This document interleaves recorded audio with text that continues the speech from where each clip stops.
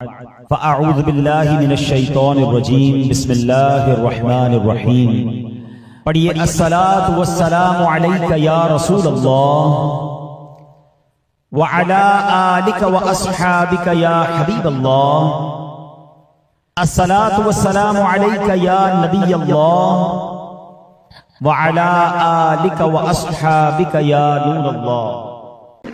درود پاک کے بے شمار فضائل و برکات ہیں۔ القول البدی میں ہے، حضرت ابو عباس احمد بن منصور رحمت اللہ تعالی علیہ کو انتقال کے بعد کسی نے خواب میں دیکھا کہ وہ سر پر موتیوں کا تاج سجائے، جنتی لباس میں ملبوس، شیراز کی جامع مسجد کے محراب میں کھڑے ہیں۔ خواب دیکھنے والے نے عرض کی ما فعل اللہ بکا، یعنی اللہ پاک نے آپ کے ساتھ کیا معاملہ فرمایا؟ تو فرمایا کہ میں کثرت سے درود شریف پڑھا کرتا تھا، یہی عمل کام آ گیا، اللہ پاک نے میری مغفرت فرما دی اور مجھے تاج پہنا کر جنت میں داخل کر دیا۔ کیا بات ہے درود پاک کی! آپ یقین کریں، اگر میں آپ سے یہ کہوں کہ زندگی میں ایک مسلمان ہونے کی حیثیت سے اگر آپ اپنی خواہشات، اپنی ڈیزائرز کیا کیا ہیں لکھیں ذرا، کہ مجھے دنیا میں کیا چاہیے، مجھے مرتے وقت کیا چاہیے، قبر میں کیا چاہیے، مرنے کے بعد محشر کے دن میں کیا چاہتا ہوں، کبھی اکیلے بیٹھے نہ تو لکھیے گا، ٹھیک ہے؟ اور اب میں آپ کو بہت ساری حدیثوں کا کچھ نچوڑ پیش کرنے جا رہا ہوں، سنتے جائیے اور سبحان اللہ بھی کہتے جائیے۔ اگر آپ روزی میں برکت چاہتے ہیں تو درود پاک پڑھیے، اگر آپ بیماری سے شفا چاہتے ہیں تو درود پاک پڑھیے، اگر آپ ذلت و رسوائی سے بچنا چاہتے ہیں تو درود پاک پڑھیے، اگر آپ عزت میں اضافہ چاہتے ہیں تو درود پاک پڑھیے، آپ مصیبتوں اور پریشانیوں سے بچنا چاہتے ہیں تو درود پاک پڑھیے، مرتے وقت کلمہ پڑھنا چاہتے ہیں تو درود پاک پڑھیے، مرتے وقت آقا کا دیدار کرنا چاہتے ہیں تو درود پاک پڑھیے، آپ یہ چاہتے ہیں کہ آقا اپنے مبارک ہاتھوں سے قبر میں اتاریں تو درود پاک پڑھیے، اپنی قبر کو نور مصطفیٰ سے جگمگانا چاہتے ہیں تو درود پاک پڑھیے، قیامت کے دن نبی پاک کے پرچم تلے اٹھنا چاہتے ہیں تو درود پاک پڑھیے، آقا کے ہاتھوں جام کوثر پینا چاہتے ہیں تو درود پاک پڑھیے، اور سنیے آقا کے ساتھ جنت میں جانا چاہتے ہیں تو درود پاک پڑھیے، مدینے جانا چاہتے ہیں، بار بار جانا چاہتے ہیں تو درود پاک پڑھیے، اور زندگی میں دیدار مصطفیٰ کرنا چاہتے ہیں تو درود پاک پڑھیے۔ کچھ باقی رہ گیا؟ اللہ اکبر یا رسول اللہ، مجھے بتائیے اور کچھ باقی رہ گیا ہے؟ ایک مسلمان ہونے کی حیثیت سے what ever I need in دنیا اور ان ہیئر آفٹر، دنیا اور آخرت میں جو کچھ چاہیے، روزی برکت والی زندگی، عزت والی، پریشانیاں دور ہو جائیں، بیماریاں دور ہو جائیں، ذلت اور رسوائی سے بچا رہوں، ایمان والی موت ملے، جب تک زندہ رہوں مدینے آتا جاتا رہوں، آقا کی دید کرتا رہوں، آقا جنت میں ساتھ لے جائیں۔ اب کچھ باقی بچتا ہے؟ اب یقین کریں میں نے اپنی طرف سے نہیں بتایا، یہ جن کا کچھ مطالعہ ہے تو ان کو یاد آ رہا ہوگا کہ اس ہر جملے کے پیچھے کوئی نہ کوئی ایک روایت یا کوئی نہ کوئی حدیث موجود ہے، یعنی یہ سارے انعامات دنیا کے، قبر کے، حشر کے، یہ سارے انعامات نبی پاک نے درود پاک کی فضیلت میں بیان فرما دیے ہیں۔ یہ ایسے ہی شاعر نے نہیں کہا کہ ہر درد کی دوا ہے، صلی علی محمد، تعویذ ہر بلا ہے، صلی علی محمد صلی اللہ علیہ وسلم۔ پھر کیوں نہیں پڑھتے؟ یعنی اتنے سارے مسئلے حل ہو جائیں ایک ہی وظیفے سے۔ لوگ پوچھتے رہتے ہیں کوئی وظیفہ بتا دیں، روزی میں برکت کا بتا دیں، پریشانی دور ہو جائے بتا دیں، مدینے کا کوئی وظیفہ بتا دیں، اور یہ سارے وظیفے درود پاک میں چھپے ہوئے ہیں۔ پکڑ لو نا درود پاک، پھر دیکھیں اس کی کیسی برکتیں آپ زندگی میں دیکھیں گے، آپ کا چہرہ شاش بشاش ہو جائے گا، آپ کی طبیعت فریش ہو جائے گی، آپ کو مزے کو مزہ آ جائے گا۔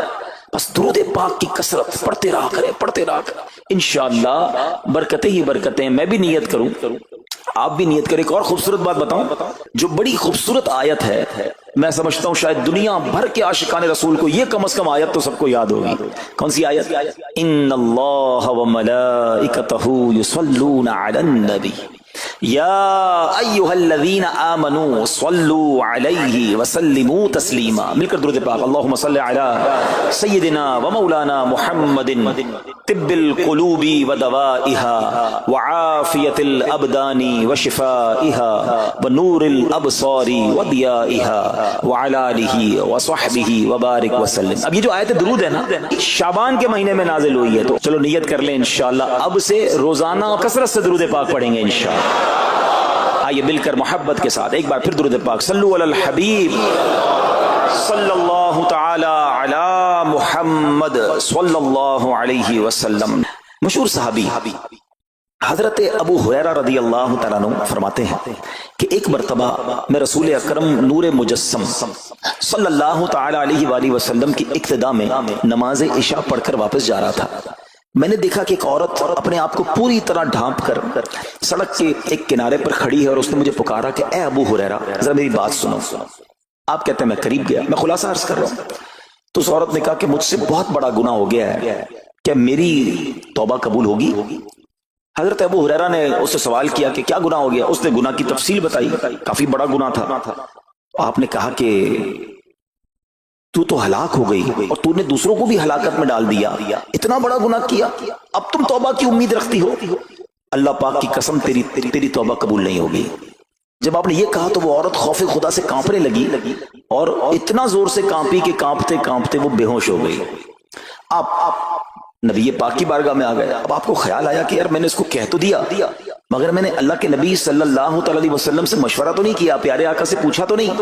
اب آپ نبی پاک علیہ الصلوۃ والسلام کی بارگاہ میں آئے اور آقا سے عرض کی کہ حضور ایسا ایسا ہوا اور ایک عورت مجھے ملی اور اس نے مجھے اپنا گناہ بتایا. میں نے کہا اتنا بڑا گناہ، اب تیری توبہ قبول نہیں ہوگی. اللہ اکبر. جب نبی رحمت شفیع امت صلی اللہ تعالی علیہ وسلم نے یہ بات سنی تو فرمایا انا للہ و انا الیہ راجعون. اے ابو ہریرہ تو خود بھی ہلاک ہوا اور تم نے اس عورت کو بھی ہلاکت میں ڈالا، کیا تمہیں اللہ پاک کا یہ فرمان یاد نہیں؟ پھر نبی پاک علیہ الصلوۃ والسلام نے قرآن مجید فرقان حمید کی یہ آیت تلاوت کی. ذرا غور سے تلاوت سنیے گا. اللہ کریم ارشاد فرماتا ہے بسم اللہ الرحمن الرحیم الا من تاب وآمن وعمل عملا صالحا فأولئك يبدل الله سيئاتهم حسنات وكان الله غفورا رحيما. ترجمہ کنز العرفان. مگر جو توبہ کرے اور ایمان لائے اور اچھا کام کرے تو ایسوں کی برائیوں کو اللہ نیکیوں سے بدل دے گا اور اللہ بخشنے والا مہربان ہے. حضرت ابو ہریرہ نے جب یہ آیت کریمہ سنی اور پیارے آقا علیہ الصلوۃ والسلام کا یہ فرمان سنا تو آپ کو احساس ہوا کہ میں نے غلط مسئلہ بیان کر دیا ہے. آپ پر یہ احساس اتنا غالب ہو گیا کہ آپ مدینہ منورہ کی اب گلیوں میں آواز لگانے لگے. ایک عورت نے مجھ سے رات ایک مسئلہ پوچھا تھا، کوئی بتا سکتا ہے وہ عورت کون ہے؟ آپ سارا دن مدینے کی گلیوں میں آواز لگاتے رہے، مجھے اس عورت کا پتہ بتاؤ جس نے مجھ سے مسئلہ پوچھا تھا. اب رات ہوئی تو وہ عورت آپ کو کل والی جگہ پر پھر کھڑی مل گئی. آپ فوراً اس عورت کے پاس پہنچے، اسے نبی پاک کا فرمان سنایا اور کہا تمہیں مبارک ہو، اگر تم توبہ کرو گی تو اللہ تمہاری توبہ قبول فرما لے گا. اب یہ عورت اتنی خوش ہوئی کہ مارے خوشی کے کہتی ہے کہ میرا ایک باغ ہے، میں نے اپنے گناہ کے کفارے میں وہ باغ راہ خدا میں صدقہ کر رہی ہوں. یہ پورا باغ ہے ابو ہریرہ میں اللہ کی راہ میں صدقہ کرتی ہوں. اللہ اکبر. اے میرے پیارے اسلامی بھائیو، اس ایک واقعے میں ہمارے لیے بہت کچھ ہے. پہلے تھوڑا سا تربیت کے مدنی پھول ذرا سمجھیے کہ اتنی بڑی ہستی ہیں سیدنا ابو ہریرہ رضی اللہ تعالیٰ، لیکن جیسے انہیں پتا چلا کہ میں نے یہ مسئلہ تو بیان کر دیا ہے مگر نبی پاک علیہ الصلوۃ والسلام سے پہلے اس کا حکم تو پوچھ لیتا. یہ ہمیں کیا درس دے رہا ہے کہ بغیر علم کے اپنی طرف سے شرعی مسئلہ بیان نہیں کرنا چاہیے. جو بغیر علم کے دینی مسئلے بتاتا ہے وہ خود بھی ہلاک ہوتا ہے اور دوسروں کو بھی ہلاکت میں ڈالتا ہے. ہاں میں بتاتا ہوں نا اس کا مسئلے کا حل کیا، حالانکہ خود کہیں پڑھا نہیں ہوتا.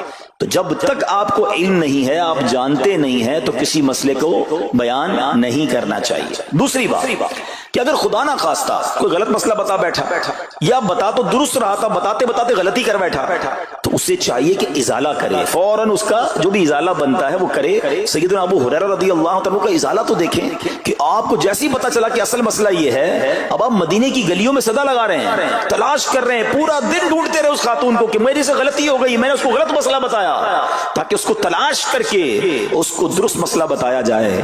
اللہ اکبر. صحابہ کرام کی ادائیں بھی کتنی نرالی ہوتی ہیں.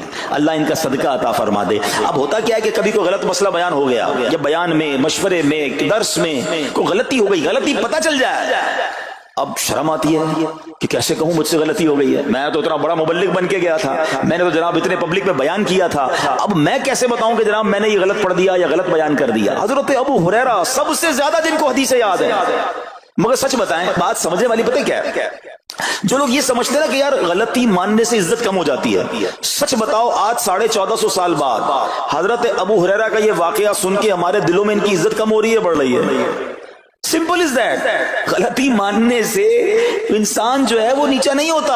اللہ میرے پیر و مرشد کو سلامت رکھے، جن کی برکت سے لاکھوں علماء بن گئے ہیں، مگر آپ اپنے مدنی مذاکرے میں اپنے ساتھ علماء کرام، مفتیان کرام کو بٹھاتے ہیں، اور اگر کوئی توجہ دلاتا ہے تو لائیو چینل پر آپ فرماتے ہیں کہ یہ مسئلہ یوں نہیں یوں ہے، کوئی عزت کم نہیں ہوتی جناب۔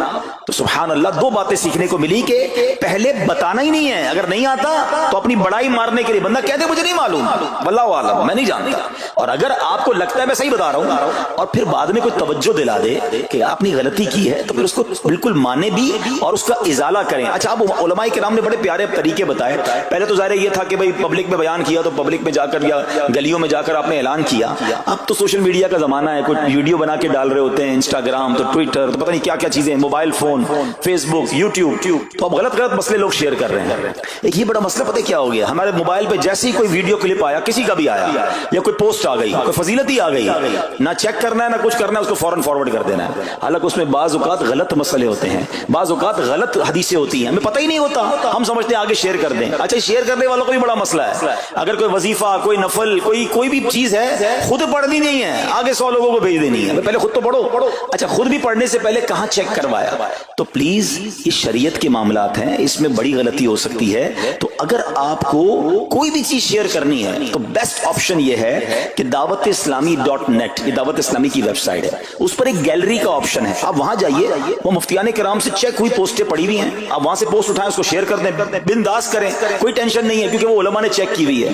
مگر ہر آنے والی پوسٹ، ہر آنے والی ویڈیو کو آگے بڑھا دینا، تو مشورہ یہی ہے کہ یہ بڑا سخت معاملہ ہے، کیونکہ یاد رکھیے قرآن مجید فرقان حمید میں اللہ تعالی ارشاد فرماتا ہے وَمَنْ أَظْلَمُ مِمَّنِ افْتَرَىٰ عَلَى اللَّهِ كَذِبًا، اور اس سے بڑھ کر ظالم کون جو اللہ پر جھوٹ باندھے۔ اچھا، اس کے بارے میں علماء فرماتے ہیں کہ اللہ پر جھوٹ باندھنے والا سب سے بڑا ظالم ہے۔ جب ہم کسی کو دینی مسئلہ بتاتے تو اس کا مطلب کیا ہوتا ہے کہ اللہ نے فرمایا یا اللہ کے حبیب علیہ الصلوۃ والسلام نے فرمایا، اس کا مطلب اگر وہ ایسا نہیں ہے تو یہ اللہ پر جھوٹ باندھنا ہو گیا نا۔ ہم نے تو کہا مجھے تو پتہ نہیں تھا، کسی نے پوسٹ بھیجی تھی، کسی نے بتایا تھا، اچھا میں نے کہیں سنا تھا۔ اب کئی لوگوں کی تو عادت پتہ کیا ہے، ان کے ساتھ بیٹھو نا تھوڑی دیر، تھوڑی دیر بعد کہیں گے اللہ یہ فرماتا ہے، اللہ نے قرآن میں یہ فرمایا، پوچھو کدھر فرمایا، بولا یہ نہیں پتا، اللہ قرآن میں ہی کہتا ہے۔ کہاں کہتا ہے بتاؤ نا، آیت دکھاؤ، اللہ نے فرمایا یہ کرنا چاہیے، کہاں فرمایا؟ اپنی طرف سے۔ اچھا، کیونکہ کہیں سنا تھا، کہیں دوستوں کی محفل میں آدھی بات یاد تھی، ارے ڈرنا چاہیے کہ میں کیسے کہہ دوں کہ اللہ نے فرمایا، میں کیسے کہہ دوں نبی پاک علیہ الصلوۃ والسلام نے فرمایا، جب یاد نہیں، پڑھا نہیں۔ امیر اہل سنت کی آپ نے احتیاط دیکھی ہے، آپ حدیث کی کتاب منگاتے ہیں کہ پورا دیکھ کر پڑھتے ہیں، مگر یہاں تو اپنی مرضی سے چل رہا ہے معاملہ۔ خدا کے واسطے ہم سمجھ رہے ثواب کما رہے ہیں، اور ایسا نہ ہو کہ گناہ جاریہ والے کام ہو رہے ہوں۔ تو میں نے آپ کو آسان حل بتا دیا کہ دعوت اسلامی کے جو آفیشیل سوشل میڈیا کے پیجز ہیں، اگر آپ کو شوق ہے تو وہاں سے کوئی پوسٹ اٹھا لیں، وہاں سے کوئی چیز اٹھائیں اور اس کو شیئر کریں۔ باقی خدا را ان کاموں کو اپنی مرضی سے آگے نہ کریں، کہیں ہم گناہ گار نہ ہوں۔ تو ایک بات تو ہمیں اس پورے واقعے سے سیدنا ابو ہریرہ رضی اللہ تعالیٰ کو جو انداز، آپ کی عاجزی، آپ کا ازالہ کرنا، آپ کا اس عورت کو تلاش کرنا، یہ سکھا رہا ہے کہ مسئلہ غلط بیان کرنا کتنا بڑا مسئلہ ہے۔ اللہ کرے کہ ہم اس کو سمجھیں۔ اب دوسری خوبصورت بات، آئے ہائے، عورت کا گناہ ہے، بڑا گناہ ہے، مگر نبی پاک نے جو آیت بیان فرما دی اور جو اس تک پیغام پہنچایا کہ توبہ کر لو، میرا رب توبہ قبول فرما لے گا۔ آئے ہائے میرے پیارے اسلامی بھائیو، کتنا ہی بڑا گناہ کیوں نہ ہو جائے، اللہ سے مایوس نہیں ہونا ہے، اس کی رحمت سے مایوس نہیں ہونا ہے، کیونکہ میرے آقا مدینے والے مصطفیٰ صلی اللہ تعالی علیہ وسلم فرماتے ہیں التائب من الذنب کمن لا ذنب لہ، گناہوں سے توبہ کرنے والا ایسا ہے جیسا اس نے گناہ کیا ہی نہیں ہے، ختم، نل اینڈ وائڈ، ڈیلیٹڈ۔ یہ اتنی بڑی اللہ کی رحمت ہے کہ بس سچی توبہ ہو جائے نا، اللہ اس کو سارے اس کے گناہ معاف فرما دیتا ہے۔ حضرت عبداللہ ابن عبید رحمت اللہ تعالی سے روایت ہے فرماتے ہیں کہ اللہ پاک کے نبی اور ہم سب انسانوں کے والد محترم حضرت آدم علیہ الصلوۃ والسلام نے اللہ پاک کی بارگاہ میں عرض کی، اے رب عز و جل، تو نے شیطان کو میرا دشمن بنایا ہے، لیکن میری اولاد اس کا مقابلہ کرنے کی طاقت نہیں رکھتی۔ تو اللہ پاک نے فرمایا، اے آدم، آپ کی اولاد میں قیامت تک جو بھی انسان پیدا ہوگا میں اس کے ساتھ ایک محافظ فرشتہ مقرر فرما دوں گا جو انسان کے لیے شیطان کی جو چال ہے اس سے اس کی حفاظت کرے گا۔ حضرت آدم علیہ الصلوۃ والسلام نے عرض کی، مولا مزید کرم فرما۔ اللہ پاک نے فرمایا، اے آدم، آپ کی اولاد کو ایک نیکی کا اجر 10 گنا ملے گا۔ نیکی ایک کریں گے، اجر ملٹی پلائی بائی 10 ہو جائے گا۔ اور پھر اللہ نے فرمایا اس پہ مزید بڑھاؤں گا، جبکہ گناہ کوئی ایک کرے گا تو اس کے نامہ عمل میں ایک ہی گناہ لکھا جائے گا۔ اللہ کی شان دیکھو، ایک نیکی اجر 10 گنا، گناہ ایک لکھا بھی ایک جائے گا۔ حضرت آدم علیہ الصلوۃ والسلام نے عرض کی، مولا اور کرم کر دے۔ دیکھو شروع سے ہم پر مہربانیاں ہیں۔ حضرت آدم علیہ السلام بھی اپنی اولاد کے لیے اللہ کی بارگاہ میں عرض کر رہے ہیں۔ اللہ پاک نے فرمایا، اے آدم، جب تک روح انسان کے بدن میں رہے گی میں اس کی توبہ قبول کرتا رہوں گا۔ جب تک زندہ ہے نا، جب تک توبہ کر لے اس کی توبہ قبول ہو جائے گی۔ اللہ اکبر، کتنا کریم ہمارا مولا ہے، ہمارا پروردگار کیسا رحیم ہے۔ جب بھی گناہ ہو جائیں فوراً اللہ کی بارگاہ میں حاضر ہو جایا کرو، اپنی غلطی کا اقرار کر کے شرمندہ ہو جایا کریں، انشاءاللہ کریم توبہ قبول ہوگی اور گناہوں کی میل سے دامن صاف ہو جائے گا۔ ارے توبہ جب ہو جائے نا اور بندہ سچی توبہ کر لے، دیکھو اللہ کیسا کریم ہے، کیسا کرم کرتا ہے۔ ایک بزرگ کے بارے میں آتا ہے، حبیب اجمی رحمت اللہ تعالی علیہ ان کا نام تھا، ابھی بہت بڑے آپ اللہ کے ولی گزرے ہیں، بصرہ کے رہنے والے تھے، مگر توبہ سے پہلے آپ کی زندگی بڑی عجیب تھی۔ آپ بڑے امیر آدمی تھے، لوگوں کو قرضہ دیا کرتے تھے مگر سود پر قرضہ دیا کرتے تھے، سود لیا کرتے تھے۔ حال ایسا تھا کہ جب کسی سے سود لینے جاتے تھے یا قرضہ لینے جاتے تھے، وہ پیسہ نہ دیتا، لیٹ ہو جاتا تو اس سے جرمانہ وصول کر لیا کرتے تھے۔ ایک مرتبہ ایک مقروض کے دروازے پر گئے، وہ مقروض تو گھر پہ نہیں تھا، اس کی بیوی تھی، تو کہا میرا شوہر تو آج گھر پر نہیں ہے، نہ ہی میرے پاس رقم ہے کہ آپ کو دوں۔ آپ نے کہا مجھے تو چاہیے، کچھ نہ کچھ تو جرمانہ دینا ہوگا۔ تو اس نے کہا ہم نے ایک بکری ذبح کی ہے، گوشت تو سارا بانٹ دیا، کھا لیا، اس کا سر موجود ہے، آپ نے کہا یہی دے دو۔ سود میں پیسے نہیں ملے تو بکری کا سر لے آئے۔ اچھا، اب جب بکری کا سر لے کر آئے تو اپنی زوجہ کو کہا کہ پکاؤ اس کو، تو زوجہ بولی گھر میں نہ لکڑیاں ہیں نہ دوسرا راشن ہے۔ چنانچہ اب لکڑیاں اور دوسرا راشن وغیرہ بھی دیگر مقروضوں کے گھر گئے اور وہاں سے سود میں کسی سے لکڑیاں پکڑ لی، کسی سے دوسرا راشن مسالہ وغیرہ چیزیں پکڑ لی، وہ بھی لے آئے، کہا لو پکاؤ۔ اب زوجہ نے ہانڈی بنائی، ابھی کھانا تیار ہو رہا تھا کہ اتنے میں ایک بھکاری آ گیا۔ حضرت حبیب اجمی نے اس وقت تو توبہ نہیں کی تھی، اس بھکاری کو بھی باتیں سنا کر نکال دیا، گھر سے نکال دیا۔ اب کھانا تیار ہو گیا، کھانے کے لیے بیٹھے، مگر جیسے ہی زوجہ نے ہانڈی کا ڈھکن اٹھایا نا تو وہ سالن جو تھا بکری کے سر کی بجائے پورا سالن خون سے بھرا ہوا تھا۔ زوجہ نے پکار کر کہا کہ دیکھو تمہارے اعمال کا نتیجہ، تمہاری کنجوسی کا نتیجہ، پوری ہانڈی خون سے بھری ہوئی ہے، سود کا مال تھا نا۔ اب ہانڈی کا جو خون میں بدل جانا آپ کے دل پر بڑی تنبیہ ہوئی، بڑا اثر ہوا کہ یہ میں کیا کر رہا ہوں، میں کون سی روزی کما رہا ہوں۔ اللہ سے جنگ ہے نا سود کا کام کرنے والا، وہ تمام لوگ سوچیں جو سود کا کام کرتے ہیں۔ اب جب آپ کے دل پہ چوٹ لگی تو آپ نے اب توبہ کرنے کا ارادہ کیا کہ بہت ہو گیا، اللہ کو بڑا ناراض کر لیا۔ تو آپ حضرت حبیب اجمی اب باہر نکلے کہ حضرت امام حسن بصری کی بارگاہ میں جاتے ہیں اور وہاں جا کر توبہ کرتے ہیں۔ مگر جیسے ہی اب باہر نکلے نا تو کچھ بچے کھیل رہے تھے، کھیلتے ہوئے بچے نے آواز لگائی جلدی سائڈ پہ ہو جاؤ، دور ہو جاؤ، حبیب اجمی سود خور آ رہا ہے، کہیں ایسا نہ ہو کہ اس کے قدموں کی دھول ہم پر پڑے اور ہم بھی بدبخت ہو جائے۔ پھر دل پر چوٹ لگی کہ یار بچہ مجھ سے نفرت کرتا ہے، ایسا کام کرتا ہوں میں، اللہ بھی ناراض، اللہ کے بندے بھی ناراض، اور دل پر چوٹ لگی۔ حضرت حسن بصری رحمت اللہ تعالی کی خدمت میں گئے، بڑی سچی توبہ کی، اللہ کو راضی کرنے کے لیے پکی نیت کی، ابھی توبہ کی ہے تو بڑی نیکیاں نہیں کر لی، واپس آ رہے ہیں۔ جیسے واپس آ رہے ہیں تو دیکھا کہ وہی بچے کھیل رہے ہیں۔ اب ان بچوں میں کسی نے آپ کو دیکھا تو کہا کہ اب حبیب توبہ کر کے آ رہے ہیں، دور ہو جاؤ، کہیں ہمارے قدموں کی دھول ان پر نہ پڑ جائے تو ہم گناہگار نہ ہو جائیں۔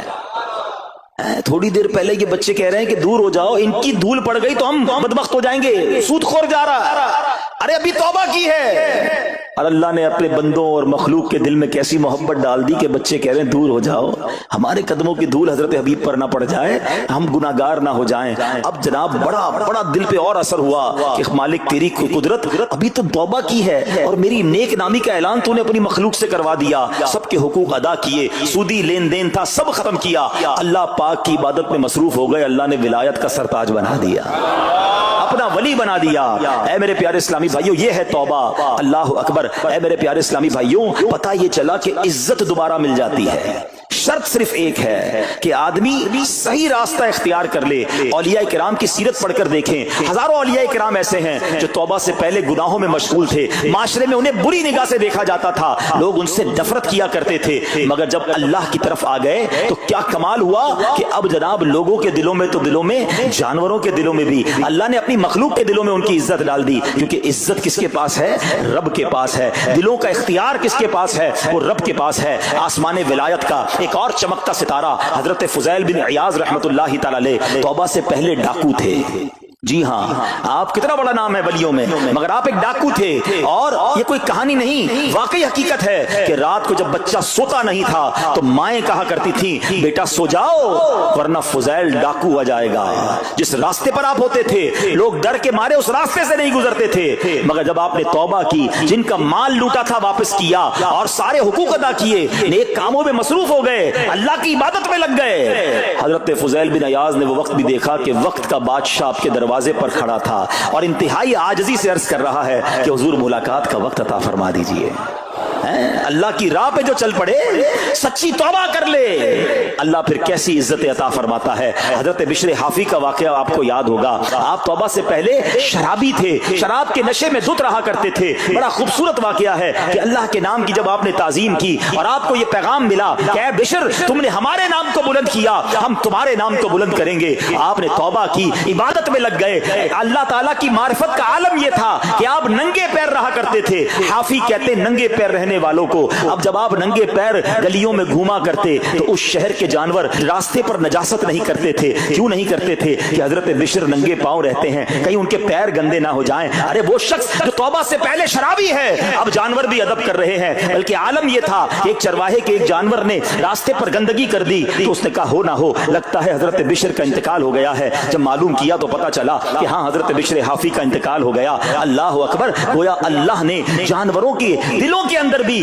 उनकी इज्जत डाल दी, क्योंकि उन्होंने रब की बारगाह में सर झुकाया, उन्होंने दुनिया वालों की परवाह ना की, उन्होंने रब को राजी करने की फिक्र की। तो ऐ मेरे प्यारे इस्लामी भाइयों, ये ख्याल दिल से निकाल दो कि जनाब इज्जत पैसे से मिलती है, इज्जत शोहरत से मिलती है। जनाब सूट बूट हो, जरा अच्छे कपड़े पहनूं, अच्छी जनाब लग्जरी गाड़ी से उतरूंगा तब इज्जत मिलेगी। अरे जनाब महंगा मोबाइल हाथ में होगा तब इज्जत मिलेगी। आलीशान कोठियों में रहूंगा तब इज्जत मिलेगी। ये भूल है तुम्हारी। आओ कुरान क्या कहता है, इज्जत कहां से मिलेगी, इज्जत किसको मिलती है? अल्लाह कुरान में फरमाता है, मन काना युरीदुल इज्जता फलिल्लाहिल इज्जतु जमीआ। अल्लाह कहता है, कुरान फरमाता है, जो इज्जत का तलबगार हो तो सारी इज्जत अल्लाह ही के पास है, सारी इज्जत अल्लाह के पास है। व तुइज्जु मन तशा व तुज़िल्लु मन तशा बियदिकल खैर। खुदा की कसम, दुनिया की सारी दौलत किसी के पास हो, उसके करोड़ों फॉलोवर्स हो, लोग कहते हैं सोशल मीडिया पे फॉलोवर होने चाहिए। आजकल तो किसी का मर्तबा चेक कैसे होता है? चेक तो करो इसके पेज पर इसको चाहने वाले कितने हैं। लोग बताते हैं मेरे इतने मिलियन फॉलोवर्स हैं, इतने लाख मुझे देखने वाले हैं। मैं उन